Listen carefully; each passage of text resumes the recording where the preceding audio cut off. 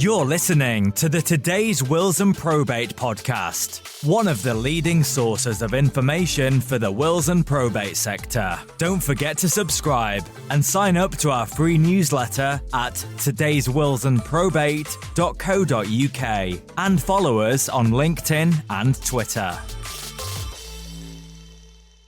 Hello, welcome along to the latest Today's Wills and Probate podcast. Today we have Richard Millar, Managing Director of Capacity Marketing for Charities. And I have to say, one of the things that I'm really proud of through the podcast, if listeners won't mind me being too proud of what we do, is introducing an array of people and an array of businesses that serve this community in this sector, some of whom you may never have heard of. And I think, Richard, if you don't mind me saying, capacity marketing for charities probably falls into that category a little bit, because you do a huge amount of work in and around this space, but people may not have come across you. Yeah, I think that's fair to say. I think there's been a bit of a conscious effort. We lead with the two sort of brands of the programs that we run. So we run with the people behind Free Wills Month, which happens in March and October each year, and the National Free Wills Network. Most of our promotion is done out to solicitors and charities. We don't do a huge amount of promotion out to the general public. So that's one of the reasons it's always led by a law firm, a solicitor, or a charity. So we tend to be in the background there. We've also made a conscious decision that with the network, we have space for lots of charities. So Free Wills Month might involve around 20 charities in a year, whereas at this point in time, the National Free Wills Network has over 250 charities. So that's, rather than have a kind of complicated conversation about something that people can't be involved in Free Wills Month, we just tend to lead with the network in lots of places, because that's the easier conversation to have. We've almost started backwards because we've moved into the podcast discussion, partly my fault because of the way this introduction has gone. But so you run the Free Wills Network and like you say, Free Wills Month. Tell us about the network. Tell us about yourself, Richard, in the first instance. Yes, I mean, my background is as a marketeer. So I've been with the company for 15 years now, and I was sort of one of the first people to not share a surname with the founders of the company.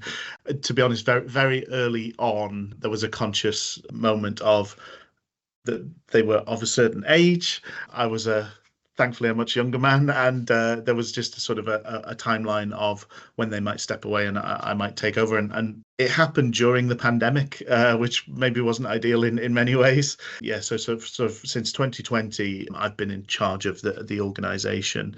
The National Free Wills Network was established in 2008, and it was set by, so we do the public program, which is Free Wills Month, essentially from the charity's point of view, is reaching out to a completely cold audience. So the idea is we're introducing them to new people that they've never had any links with or discussions with.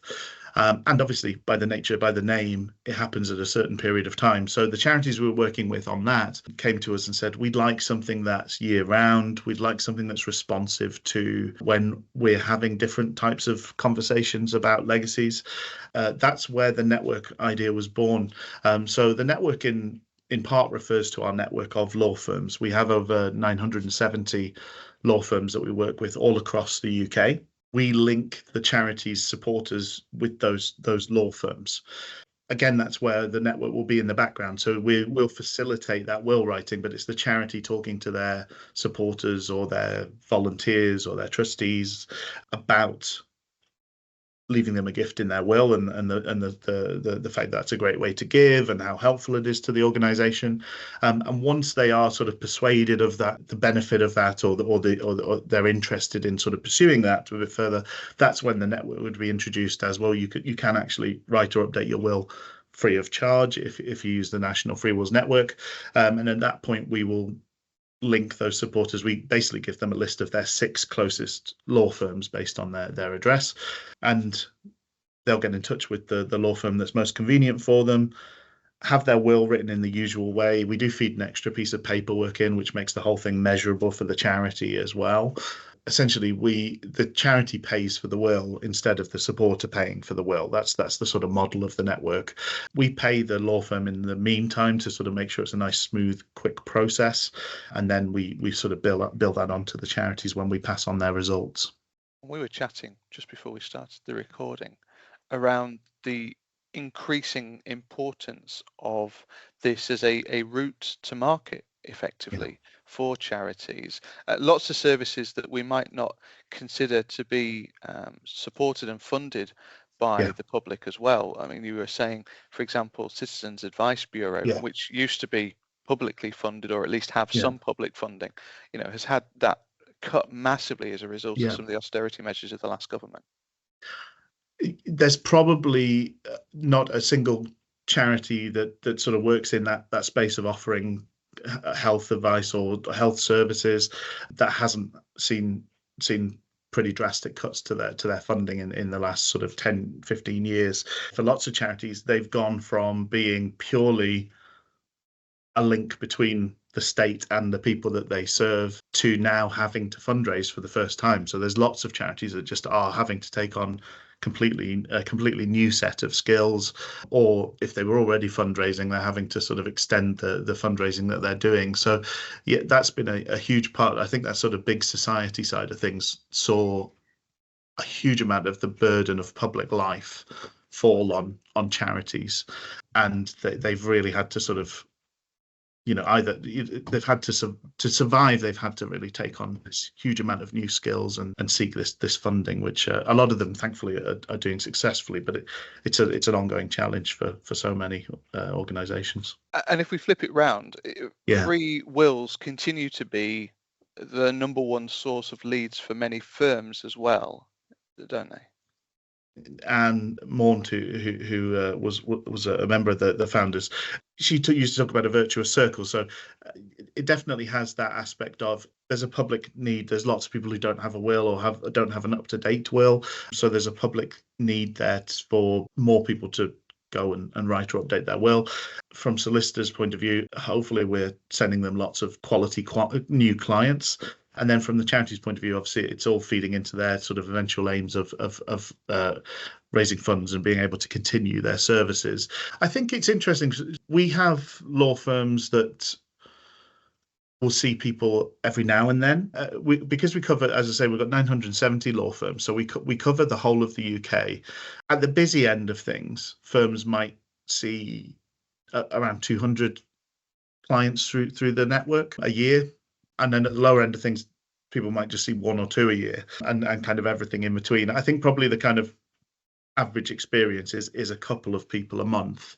So it's not huge numbers, although there probably is a bigger opportunity there in that for every person that uses the service, and we're hot on the heels of having had 100,000 people write their will through the network. That will happen sometime in the next couple of months. We'll hit that target, but there's probably 3 or 4 potential others that had inquired about the offer but don't go ahead with the opportunity. So there's certainly plenty of interest, and there's plenty of potential business there.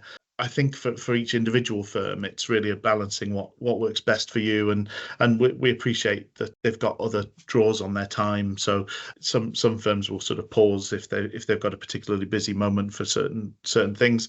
Obviously, there's pinch points when it comes to things like conveyancing and things like that, where lots of things get closed off, or you might have a colleague that's out for a period of time and those sort of things. So they've got that ability to do that and make use of that, which is quite helpful. But the idea is not to overwhelm any particular firm, and we really see it as our responsibility. You could kind of go, in terms of covering the country, you could kind of go, oh, we've got somebody in Birmingham, or we've got somebody in Bristol. Great, tick that off the list. Well, that law firm is very quickly going to get completely swamped and fed up. And so what actually you need is probably 10 firms or more in one of those areas. So actually you can spread that around, and Birmingham's a particular thing because it's a very diffuse kind of conurbation. Like, it spreads and swells, and there's lots of it in towns and villages, and Bristol's a bit more self-contained. But either way, you need to sort of serve the purpose of the audience that's there, and not overwhelm any one particular firm.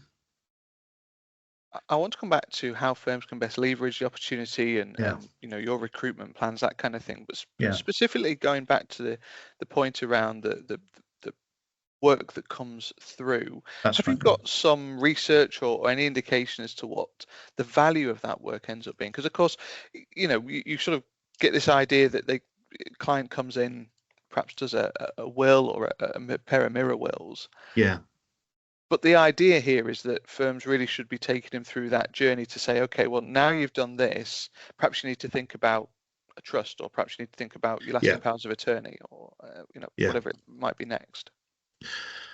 I think, obviously that is the value is in that wider relationship that you're able to build. So, and it's broadened out a little bit in the last few years. So charities are making the network offer available to a wider audience, but by and large, we are talking about their kind of prime targets, their prime candidates. So, and when that comes to legacy giving, that means an older, more affluent audience. So they are, you would think, an appealing audience for the solicitors to approach.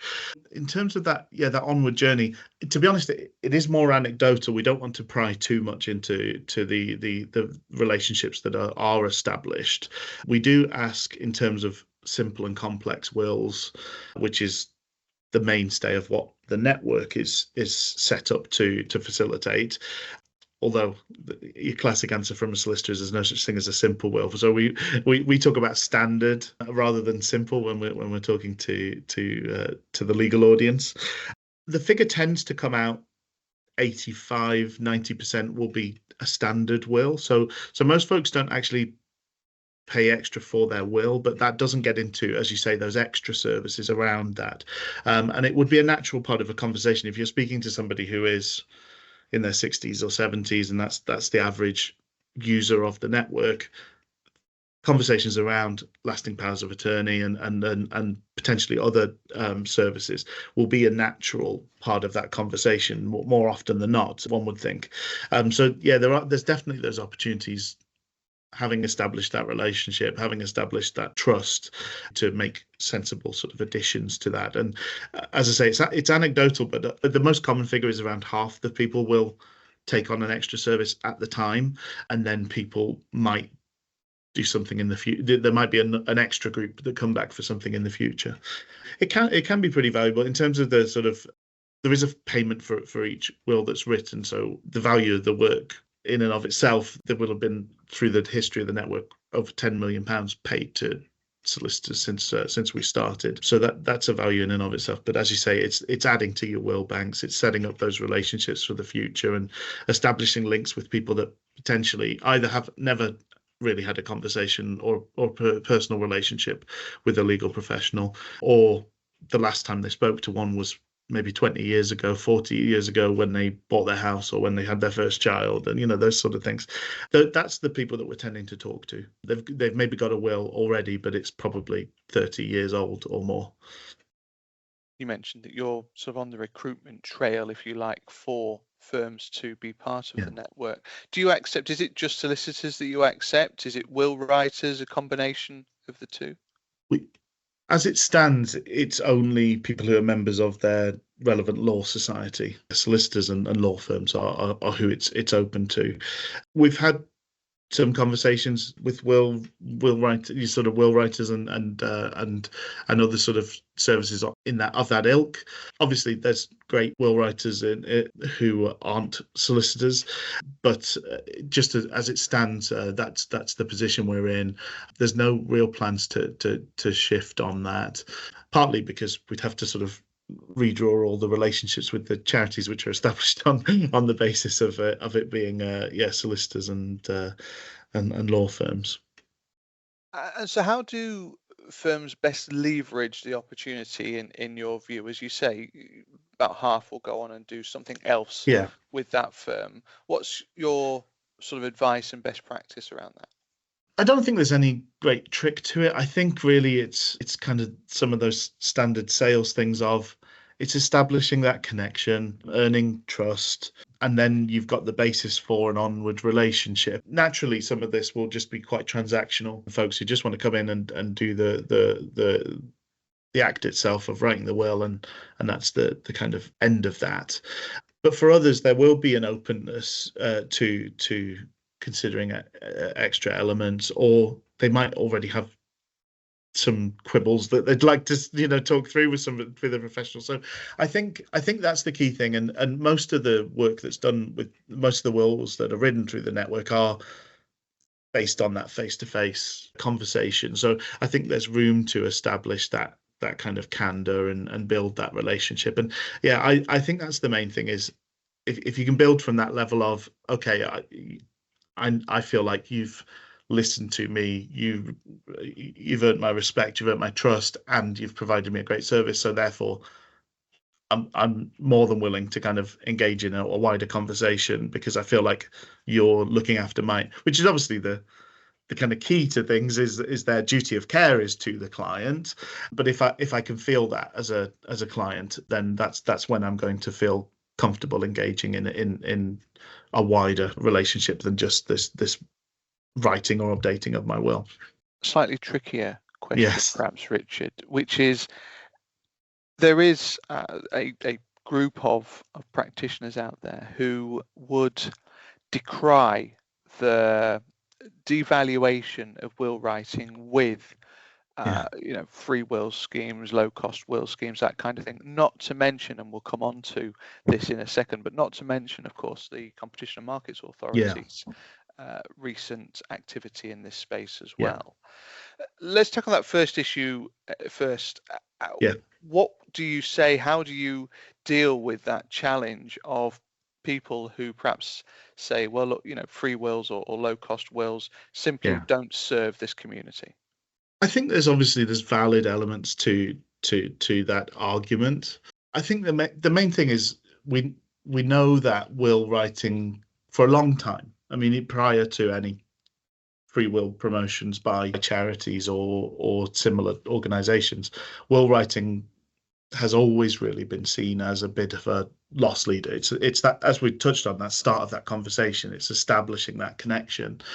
It's something that may well have been, oh, you're going through a house sale, well, we would recommend getting your will, and maybe it's a reduced cost because you're taking an extra service. So again, you might argue, well, that's still doing the thing of kind of almost belittling the act of writing a will, which I do understand. But I think what we do really, and what we encourage the charities to do, is elevate the process of writing your will, saying this is a really important thing and you should do it properly. For some of the people or a lot of the people that use the network, cost won't be the only barrier, but it's something to overcome that inertia that people have. There was a great phrase I was looking at. We do some work in Ireland, and so in the UK, it's a very similar figure, that we have around 60%, 2/3 of people either don't have a will, or adults don't have a will, or have a will that is so out of date it's not fit for purpose. And it's a very similar figure in Ireland, actually, to be fair. But the article where they'd done the survey, they asked people why they hadn't written or updated their will, and they said for the majority they've put it on the long tick, which I'd never heard, but it's kind of one of those phrases that kind of immediately has a sense to it. I think that's the frustrating thing, is that we all know that people should write their wills, and I think a lot of people know they should. It's a kind of nagging back of the mind thought, I should write or update my will, but it's something that people are really bad about getting around to. So what we're trying to do is break down those barriers, but we are a strong voice for a properly written will. We're a strong voice for solicitor written wills, mainly around protecting maintaining those protections for consumers. It's a space that has been flooded with new offerings, which we'll get onto with the CMA. I've given every talk I give to charities, I talk about solicitor written wills and the benefits that they have, and I've given whole sessions to rooms of charities on that as well. So we're real advocates for solicitor written wills. We do make sure that the solicitors are paid for wills that they write. Mm-hmm. So although it's free at the point of consumption for the supporter, most charities will make note of the fact that they are paying for the will, even as a kind of just another hook to try and ask for a gift. I would hope that that would, as I say, elevate things rather than feel that we're denigrating the act of writing the will. We're really stressing the importance, and particularly to charities, good intentions count for absolutely nothing if people don't go and update their will. So it's vitally important, and vitally important it's done properly, because otherwise you can cause all sorts of headaches for the folks you leave behind. We've just done a podcast with Remember, a charity, and that gap between leaving the legacy and the intention to leave a legacy is fairly sizable. It's shrinking, but it was quite telling that even in that discussion, they recognised that there was a lot of work that could still be done there. Yeah. So CMA has entered into this discussion as well, because they've identified that consumers are not being well served by being enticed with low or cut price entry level offers, as you've identified, and then obviously what happens thereafter is that the price goes up and up and up. You've highlighted that we've had a lot of new activity in this space. What's your view, if you have one, and what are you doing to kind of protect your own business? I was really pleased to see that the consultation was being undertaken, and I mean, a long overdue. I think. I mean, it's probably 5 years too late in some ways, although it's like planting a tree. The best time to do it is 20 years ago, and the next best time is today. So any action in the space I think is useful. We do make a point, we don't really talk about any other providers. We talk about what we do. I do think in the context of this question, I think there's some pretty sharp practice going on elsewhere in terms of comparing a very expensive bespoke service from a kind of probably a city centre marble and glass firm's fee against filling in a questionnaire online and kind of saying that those are equivalent. Obviously it's not, but that's assuming a level of knowledge from the general public that they perhaps don't have. And then, as I say, in terms of the protections, things go awry. What's your route to recourse? And again, there's a lot of talk of oversight from legal professionals, but then when you actually read the terms and conditions, we're not taking any responsibility. You're filling in a form on your own. If you get it wrong, it's your fault, essentially. And if it all goes awry, we'll give you what you paid us back, but we're not going to take any responsibility for the wider problem, which, if we're talking about an estate that's worth £500,000, £1 million, and you can claim back 70 quid, that feels pretty, as I say, sharp practice. We've welcomed the fact that they're looking at the space. I think there's some things that do need tweaked to help protect the consumer, because, again, getting back to belittling or undermining will writing, this is an important legal document, and for most people it might be the most significant document they deal with in their lifetime. Things can go wrong, and things can be completely accidentally, things can go completely wrong. I do think it's an area where people actually probably don't know quite how much risk they're taking if they're not getting that input or that advice from somebody that actually knows what they're doing. As I say, we only work with solicitors. They're paid for the legal work that they do. Essentially, they sign up to provide their standard service for a set fee that's sort of paid by us and then paid by the charity. We are not getting involved in that relationship at all. So once the charity supporter, the member of the public, calls a solicitor, they're the client of that firm. They'll sign the terms as a client with that law firm, which means their needs are sort of foremost in this relationship. And obviously there's rules against aggressive upselling to protect clients of law firms. We've talked about there's elements of, it's a natural part of the conversation. If I'm somebody who's 70 years old, it's natural that I would be offered lasting powers of attorney or something along those lines alongside my will, but it's entirely up to me if I want to go ahead with it, and it's not the solicitor's job to bully me into it if I say no. That's where we hope that the people who are using our service are protected from some of the sharper edges of the practices that go on elsewhere.